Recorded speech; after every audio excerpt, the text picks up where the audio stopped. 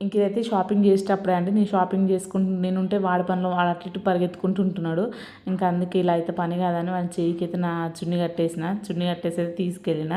కొద్ది దూరం తర్వాత అయితే విప్పేసుకున్నాడు గట్టిగా లాగేసి. ఇంక ఇదైతే నెక్స్ట్ డే మార్నింగ్ అనమాట. ఇంకా మార్నింగే లేచి ఫ్రెష్ అయిపోయినాం. ఎందుకంటే లేట్ అయిపోతే మళ్ళీ అక్కడ దర్శనానికి లేట్ అవుతుందని.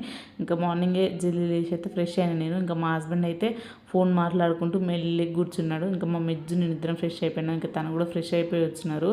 ఇంకా నెక్స్ట్ మేమైతే కళ్యాణ కట్ట దగ్గరికి వెళ్తున్నాం. అదే మా మిజ్జుకు గుండు చేపిద్దామని అనుకున్నాము. మాకేం మొక్కు లేదండి. కాకపోతే అక్కడ దాకా వెళ్ళాము కదా అంత దూరము. ఇంకా ఫస్ట్ టైం వెళ్ళాం కదా గుండు చేపిస్తే అయిపోద్ది అని అనుకున్నాము. ఎట్లాగో సమ్మరే కదా బాగుంటుందని అయితే ఇంకా గుండు చేయించుకోవడానికి ముందే ఇక్కడ టిఫిన్ అయితే చేస్తున్నామండి. ఆ టిఫిన్ చూసారా, ఒక్క పూరి 70 రూపీస్ అట. చాలా కాస్ట్ ఎక్కువ అనిపించింది కానీ టేస్ట్ అంత బాగా ఏం లేదు. మాకు నచ్చలేదు. ఇంకా మీకు కొంచెం కొంచెం తినేసి మా తినోడైతే అయిపోయిందండి. మా మిజ్జు తినే వరకు కరెక్ట్ 1 అవర్ అవుతుంది. ఇంకా వాడు తినాడంటే వాడికి ఏదో టాయ్ కొనిస్తే అయితే తిన్నాడు అనమాట.